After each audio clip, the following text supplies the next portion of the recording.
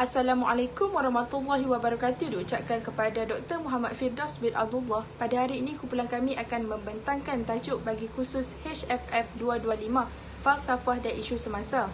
Tajuk yang dipilih oleh kumpulan kami ialah kejadian bencana alam membawa permasalahan kepada kehidupan manusia dan juga kehidupan lain. Punca kejadian tersebut dalam memberi manusia untuk menilai etika atas perbuatan yang berlebih-lebihan dalam meneroka sumber alam. Bincangkan. Berikut merupakan senarai ahli kumpulan kami yang terdiri daripada saya sendiri, Nur Syazmiana Binti Azmi, nombor matrik 150880. Yang kedua ialah Nur Syahidah binti Yahya, nombor matrik 152409. Dan yang terakhir sekali, Nur Syafiqah binti Muhammad Syukri, 151754. Baiklah, saya akan bermula pada bahagian pengenalan. Seperti yang kita ketahui, bencana alam merupakan satu isu yang rancak diperkatakan oleh masyarakat, tidak kira masyarakat tempatan ataupun masyarakat global. Kejadian bencana alam yang berlaku ini telah menimbulkan ataupun seringkali menimbulkan kegusaran kepada masyarakat dan kerap kali dibincangkan menerusi pelbagai platform, tidak kira platform media massa, media cetak dan sebagainya. Majlis Keselamatan Negara MKN mentakrifkan bencana alam sebagai satu kejadian yang meragut nyawa, mengejut, berlaku secara tiba-tiba, menyebabkan kemusnahan harta benda dan berlaku kerosakan terhadap alam serta menjejaskan aktiviti masyarakat setempat. Sesungguhnya, kejadian bencana alam seperti gempa bumi, tanah runtuh, puting beliung, tsunami dan sebagainya menyebabkan kemusnahan harta benda yang teruk sekaligus menyebabkan kehilangan nyawa dalam sekelip mata. Untuk makluman, kejadian bencana alam telah berlaku dan wujud sejak zaman dahulu lagi dan masih berterusan sehingga kini. Dan kesannya sudah pasti akan menimbulkan ketakutan, kenangan pahit dan kesedihan dalam diri setiap insan yang pernah melalui situasi bencana. Untuk pengetahuan juga, bencana alam berlaku ekoran daripada faktor-faktor semula jadi, yakni berada di luar kuasa dan kawalan manusia. Awalnya, bencana alam ini dianggap terjadi disebabkan proses-proses semula jadi ataupun berlaku secara tabi'i. Namun, kenyataan tersebut tidak lagi relevan kerana bencana alam turut didorong oleh faktor-faktor lain, misalnya faktor manusia. Dalam mendepani era globalisasi kini, kegairahan dan kerakusan manusia mengeksploitasi sumber alam tanpa memikirkan impak kepada kelestarian alam sebenarnya menjadi penorong utama ataupun penorong berat kepada berlakunya sesuatu kejadian bencana itu. Tanpa manusia sedari, sebenarnya kelalaian mereka sendirilah yang telah membawa kepada malapetaka yang tidak diundang ini. Malahan sebahagian besar masyarakat dunia ini sudah merasai dan digemparkan dengan berita-berita mengenai ataupun sendiri menghadapi situasi bencana yang dahsyat. Jika kita lihat dalam konteks negara Malaysia sendiri, kejadian bencana alam yang lazim berlaku di Malaysia ialah banjir dan tanah runtuh. Kejadian banjir yang melanda negara mula-mula dahulu amat meresahkan pelbagai pihak. Namun, masyarakat Malaysia kini dilihat sudah terbiasa menghadapi fenomena banjir kerana banjir kerap berlaku sekaligus menyebabkan masyarakat menganggap banjir ini bukanlah bencana yang dahsyat dan merisaukan. Namun demikian, banjir yang melanda negara pada tahun 2014 dikategorikan paling buruk dalam sejarah negara yang pernah melanda di kawasan Pantai Timur. Secara tidak langsung, pengabaian yang semakin membarah dalam masyarakat ini lama-kelamaan akan melenyapkan habitat flora dan fauna dan diganti dengan pembangunan yang semakin rancak berkembang. Mungkinkah masyarakat semakin lupa bahawa setiap kali bencana berlaku, ada nyawa yang melayang? Sebelum melangkah dengan lebih mendalam mengenai bencana alam dan punca-punca terjadinya bencana alam, eloklah dihuraikan serba sedikit mengenai etika dan falsafah alam sekitar. Falsafah alam sekitar ini merupakan ilmu yang menumpukan berkaitan alam dan manusia dituntut menggunakan kerasional mereka sewaktu berinteraksi dengan alam. Serta falsafah ini juga menekankan hubungan, nilai dan moral manusia sewaktu berinteraksi dengan sesuatu benda, sama ada benda hidup ataupun tidak hidup. Juga ditekankan di sini bahawa krisis alam sekitar sebenarnya boleh ditangani dengan adanya perubahan pemikiran dan sikap manusia dengan mewujudkan penerapan etika sebagai panduan berinteraksi dengan alam secara mapan tanpa merosakkannya. Terima kasih kepada saudari Syazmilia. Assalamualaikum, saya Nur Syahidah binti Yahya akan meneruskan pembentangan pada hari ini dengan menjelaskan punca-punca yang menyebabkan berlakunya kejadian bencana alam. Punca yang pertama yang menyebabkan berlakunya kejadian bencana alam ialah penebangan hutan secara berleluasa. Sikap manusia yang rakus ini sebenarnya akan memberikan kesan yang buruk disebabkan perbuatan mereka yang tidak beretika itu. Namun, bagaimana penebangan hutan secara berleluasa ini mampu memberikan impak yang mendalam sehingga boleh menyebabkan berlakunya kejadian bencana alam seperti tanah runtuh. Hal ini kerana disebabkan aktiviti penarahan bukit dan juga penebangan pokok telah menyebabkan tiada lagi tumbuhan yang berfungsi sebagai pengikat tanah. Ini yang telah menyebabkan apabila berlakunya hujan lebat telah mengakibatkan kandungan air yang tinggi di dalam tanah sehingga tanah tersebut menjadi tepu dan hilang sifat kohesifnya. Perkara ini yang telah menyebabkan terjadinya bencana alam seperti tanah runtuh apabila tekanan air bawah yang telah bertindak menjadikan cerun tidak stabil, lalu menyebabkan berlakunya kejadian bencana alam seperti tanah runtuh. Selain itu, penebangan hutan secara tidak terkawal ini juga boleh menyebabkan bencana alam seperti banjir juga turut berlaku kerana tumbuh-tumbuhan yang ditebang oleh manusia itu sebenarnya mampu menyerap air hujan yang turun ke permukaan bumi di antara kadar 2 hingga 20%. Dan juga terdapat proses pemeluapan iaitu tumbuh-tumbuhan ini akan merembaskan semula titisan-titisan air tersebut ke udara pada waktu malam.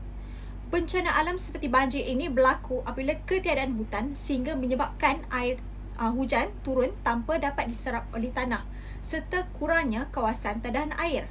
Perkara ini yang telah menyebabkan air tersebut akan mengalir ke dalam sungai sehingga menyebabkan air tersebut melimpah ke daratan. Lalu hal ini yang telah menyebabkan banjir berlaku. Kita sendiri dapat melihat kejadian bencana alam yang begitu dahsyat sekali sehingga masyarakat terpaksa menyelamatkan diri sendiri di atas bumbung rumah mereka. Dan berlaku baru-baru ini sahaja sehingga telah meragut berpuluh nyawa di negeri sebelah pantai timur dan negeri Selangor. Namun sekiranya kita sebagai insan yang telah diberikan akal fikiran oleh Tuhan dan kita hendaklah melihat perkara ini dari sudut falsafah iaitu kosmologi, mengatakan bahawa setiap perbuatan sama ada baik ataupun buruk terhadap alam sekitar dia mempunyai kesan dari segi fizikal maupun alam selepas kematian. Misalnya dari sudut agama Islam, sebagai seorang agama Islam mesti mempercayai kewujudan malaikat yang mencatat amal baik dan buruk, dan apabila dikaitkan dengan alam selepas kematian, seseorang yang melakukan perkara buruk terhadap alam sekitar akan menyebabkan seseorang itu mendapat pembalasan di akhirat kelak. Seiring dengan kepesatan revolusi perindustrian pada masa kini telah menyebabkan banyak kilang perindustrian telah dibina. Hal ini yang telah menyebabkan kilang perindustrian ini telah membebaskan gas-gas yang berbahaya ke udara. Misalnya gas chlorofluorocarbon, CFC, karbon dioksida, karbon monoksida, metanol dan lain-lain. Pelepasan gas-gas yang berbahaya daripada industri perkilangan inilah yang telah menyebabkan lapisan ozon bumi semakin menipis. Misalnya pembebasan gas CFC yang merupakan sebatian gas yang terbina daripada karbon, klorin dan fluorin. Disebabkan pembebasan CFC oleh perindustrian perkilangan ini telah menyebabkan atom oksigen bertindak balas dengan klorin lalu telah menghasilkan klorin monoksida. Tindak balas ini yang telah menyebabkan lapisan ozon bumi semakin menipis. Ini yang telah menyebabkan berlakunya perubahan fizikal kepada bumi. Apabila suhu dunia semakin meningkat, dan ini akan memberikan impak yang besar apabila ais glacier di Antartika mula mencair dan akan menyebabkan paras air laut mula meningkat. Disebabkan paras air laut meningkat telah menyebabkan kawasan yang rendah seperti Belanda akan ditenggelami dengan air. Namun sekiranya kita lihat dalam konteks Malaysia yang merupakan gugusan Nusantara iaitu diliputi air, jika pemanasan global ataupun paras air laut meningkat, ia akan menyebabkan Malaysia ini akan kehilangan pulau-pulau. Kejadian ini acap kali didengari di kaca televisyen dan dada akhbar sehingga mampu meragut nyawa manusia. Bencana alam ini juga berpunca daripada proses pembandaran yang tidak terancang sehingga boleh menyebabkan banjir kilat berlaku. Banjir kilat ini berlaku disebabkan oleh proses pembandaran yang tidak dirancang dengan baik, iaitu dengan menimbus anak-anak sungai untuk dijadikan sebagai tapak bangunan. Hal ini yang telah menyebabkan hujan yang lebat akan bertakung lalu menyebabkan banjir disebabkan anak-anak sungai yang dijadikan sebagai kawasan aliran air telah ditimbus dengan tanah. Selain itu, kepesatan pembangunan juga telah menyebabkan sistem perparitan yang tidak terancang, kerana apabila tiada sistem perparitan yang terancang akan menyebabkan air akan melimpah keluar lalu menyebabkan banjir kilat berlaku. Kejadian ini sering kita dapat lihat berlaku di kota yang sedang pesat membangun, iaitu di Selangor, dan perkara ini juga turut tular baru-baru ini, iaitu di mana sebuah perumahan yang sedang dibina sekarang ini berada di antara Sungai Kelang dan juga sistem aliran sungai yang menghubungkan Taman Seri Muda dengan Sungai Kelang tersebut. Dan ini akan memberikan kesan sekiranya berlaku lagi sekali lagi banjir seperti yang terjadi 17 Disember yang lalu. Oleh itu, pembandaran yang tidak terancang ini yang akan menyebabkan bencana alam berlaku. Pembakaran secara terbuka turut mampu menyebabkan berlakunya bencana alam seperti jerbu. Pembakaran hutan yang besar bagi memudahkan kerja sebenarnya memberi impak yang negatif kepada alam. Sebagai seorang manusia, sekiranya kita menganggap alam sekitar merupakan tempat kita bernaung, mencari rezeki, menjalankan hubungan yang harmoni dengan alam sekitar, kita akan bertindak dengan lebih mesra alam, iaitu dengan tidak melakukan pembakaran secara terbuka, secara berleluasa. Dan perkara ini bertetapan dengan falsafah alam sekitar. Sebaliknya, sikap manusia yang inginkan jalan mudah telah melakukan pembakaran bagi memusnahkan hutan-hutan, dan ini yang telah menyebabkan berlakunya pencemaran udara seperti jerbu. Pembakaran terbuka ini kita dapat lihat berlaku pada September 2019 di Sumatera dan Kalimantan Indonesia, sehingga telah menyebabkan jerbu berlaku. Turut terkesan dengan perkara ini ialah Malaysia dan Singapura. Tetapi sejak berlakunya wabak pandemik ini, kita dapat lihat bahawa tiada lagi pembakaran hutan secara berleluasa di Indonesia. Dan ini secara tidak langsung akan menyebabkan tidak akan berlaku kejadian bencana alam seperti jerbu. Di sini kita dapat lihat dengan lebih jelas bahawa pembakaran terbuka secara berleluasa ini yang telah menyebabkan bencana alam seperti jerbu berlaku. Justru itu, saya rasa setakat ini saja pembentangan saya. Saya serahkan kepada saudari Syafiqah.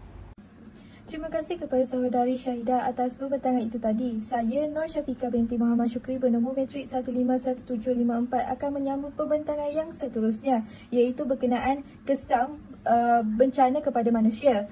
Iaitu yang pertama, manusia akan mengalami trauma, kesihatan terjejas dan kehilangan nyawa. Di mana masa-masa bencana yang mengalami keadaan yang terpaksa dan keadaan yang menguji mental dan fizikal mereka menyebabkan mereka akan mengalami anxiety ataupun trauma. Anxiety ini adalah di mana mereka akan mula merasai ketakutan setiap kali sesuatu perkara itu terjadi, kerana mereka mengingati pengalaman mereka semasa bencana itu berlaku, dan di mana mereka juga mudah dijangkiti penyakit kerana persekitaran yang tidak bersih, kerana kotor akibat air ataupun sebagainya.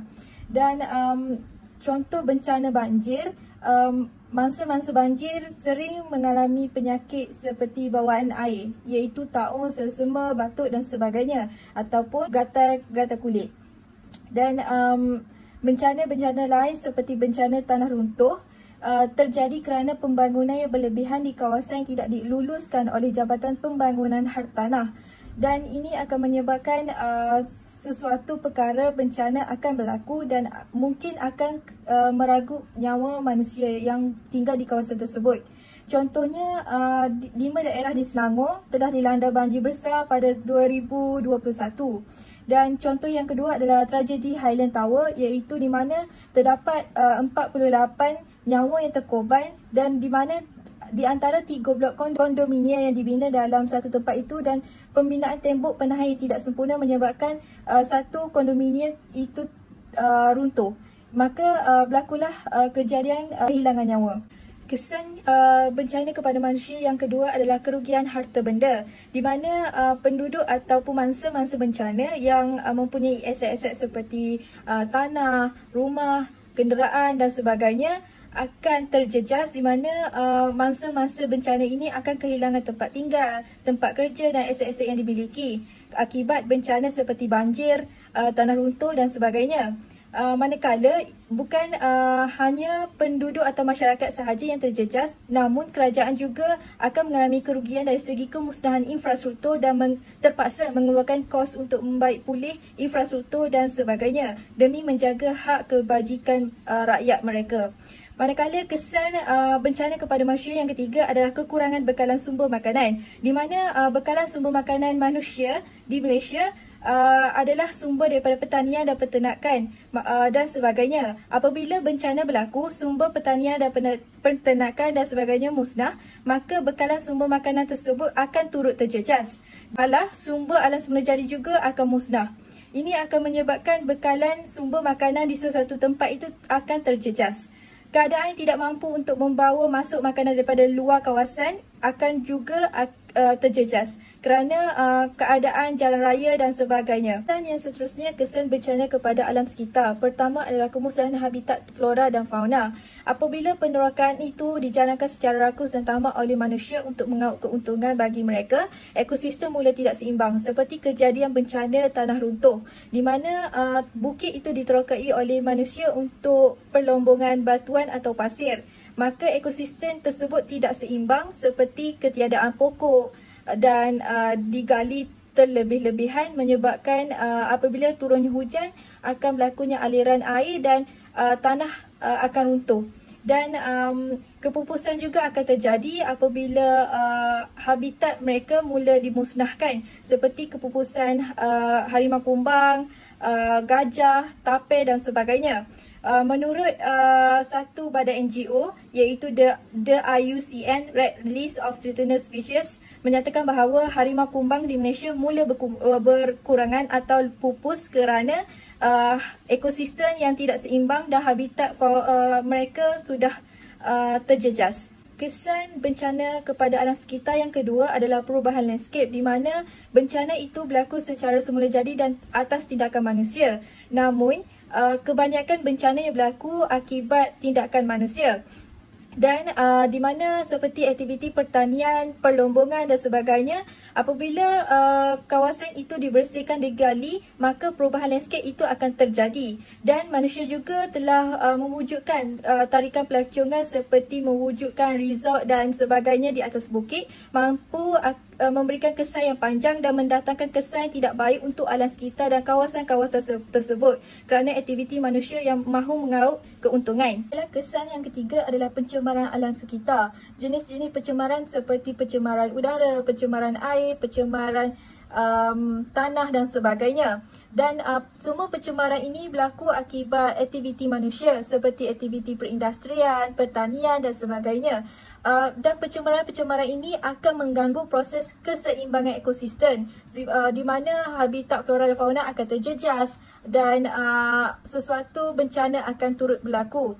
Dan di mana menurut kajian, sumber pencemaran yang tertinggi iaitu daripada aktiviti perindustrian, kerana sumber-sumber sisa toksik daripada kilang akan disalurkan atau dibuang ke dalam sungai, menyebabkan habitat akuatik akan terjejas. Pembentangan seterusnya adalah nilai etika yang perlu kita patuhi, di mana nilai yang pertama adalah nilai bersyukur. Nilai bersyukur ini adalah di mana perasaan, ucapan atau perilaku yang ikhlas dengan semua nikmat yang ada dan tidak bersifat tamak, di mana manusia perlu bersifat lebih kepada prihatin terhadap ekosistem alam sekitar dan meneroka dengan kadar yang ditetapkan tanpa melepasi garis panduan yang dikeluarkan oleh Jabatan Alam Sekitar. Dan manusia juga perlu memperingati bahawa penerokaan alam sekitar akan turut memberi kesan kepada kehidupan manusia, walaupun bukan dalam jangka yang pendek tapi akan memberi dalam jangka yang masa yang lama.